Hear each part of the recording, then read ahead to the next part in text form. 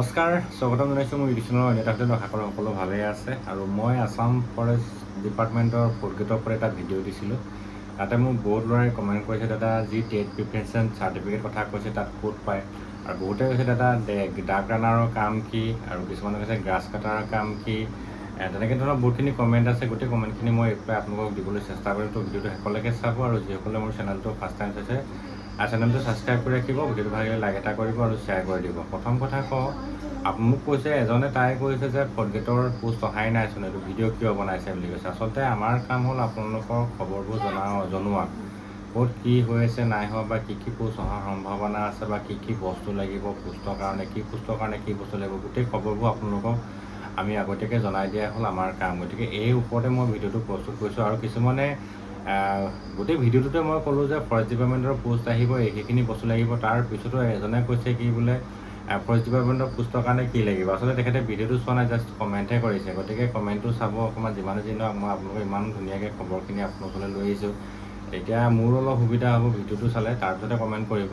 বাকী যেই নহওক, প্ৰথম কথা হ'ল টেট প্ৰিফাৰেঞ্চ চাৰ্টিফিকেট ক'ত পায়, মোক এজনে কমেণ্ট কৰিছে। আচলতে টেট প্ৰিফাৰেঞ্চ চাৰ্টিফিকেট ক'ত পায় বুলি ক'লে, আপুনি যিটো বিভাগত যিটো জবৰ কাৰণে এপ্লাই কৰিব, সেই যদি কুকমেণ্টৰ কাৰণে কৰে, কুকমেণ্টৰ কাৰণে এক্সপিৰিয়েঞ্চ চাৰ্টিফিকেট লাগিব, যিখন টেট প্ৰিফাৰেঞ্চ চাৰ্টিফিকেট সেইখন লাগিব। য'ত আপুনি যদি হোটেলত কাম কৰি আছে হোটেলত লাগিব, বা কিবা তেনেকুৱা যদি ৰেজিষ্ট্ৰেশ্যনৰ কিবা হোটেল ধাবা কিবা কিবি যদি আছে, তো সেইবিলাকৰ যিখন চাৰ্টিফিকেট দিয়ে, সেই মেনেজমেণ্টে যিখন চাৰ্টিফিকেট দিয়ে সেইখন আপোনালোকক লাগিব।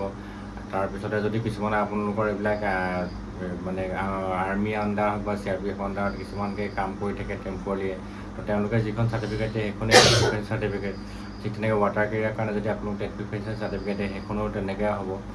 তো তাৰপিছত যদি আপোনালোকে যদি বাৰবাৰ হয়, তো বাৰবাৰ হয় বা ধুবি হয়, তো আপোনালোকে মিউনিচিপালিটিৰ আণ্ডাৰৰ পৰা উলিয়াব লাগিব। মিউনিচিপালিটিৰ আণ্ডাৰত যদি আপোনালোকে কাম কৰি থাকে, বা কিছুমানে মেডিকেলত কাম কৰে, হস্পিটেলত কাম কৰে, তাৰ পৰা আপোনালোকে আনিব। তাৰ পৰা আপোনালোকৰ যদি কাম কৰি আছে, এনেই কোনোবাই বিচাৰি নিদিব, তাতো আপোনালোকৰ সেইখিনি অভিজ্ঞতা থাকিব লাগিব, সেইখিনি জানিব লাগিব। তাৰপিছতে বোটমেণ্টৰ কাৰণে কি চাৰ্টিফিকেট লাগিব, এজনে কৈছে। তো বোটমেণ্টৰ কাৰণে আপোনালোকৰ ছুইমিং চাৰ্টিফিকেট লাগিব। ছুইমিং চাৰ্টিফিকেট এটা কোৰ্চ এটা কৰিবলৈ পায়। ডিষ্ট্ৰিক্ট যিবিলাক তোমাৰ চিভিল ডিফেন্সৰ যিটো ডিষ্ট্ৰিক্ট হেডকোৱাৰ্টাৰ আছে DC অফিচত, তো জিলা উপায়ুক্ত কাৰ্যালয়ত আপোনালোকে এইটো খবৰ কৰিলে হ'ব। তাত এটা চিভিল ডিফেন্সৰ বুলি এটা অফিচ আছে, তাতে আপোনালোকে যোগাযোগ কৰিব। তাতে আপোনালোকৰ ছুইমিঙৰ তাত চাৰ্টিফিকেট পাব। আমাৰ শিৱসাগৰ দিচাংমুখত আছে। তাৰপিছতে আৰু তেনেকৈ ধৰণৰ বহুতখিনি কমেণ্ট আছে। আৰু চাৰ্টিফিকেটৰ কথাটো মই পুনৰ কৈছোঁ, টেট প্ৰিফাৰেঞ্চাৰী চাৰ্টিফিকেট, এই চাৰ্টিফিকেটখন হ'লেহে আপোনালোকে এই পোষ্টবিলাকৰ কাৰণে এপ্লাই কৰিব পাৰিব।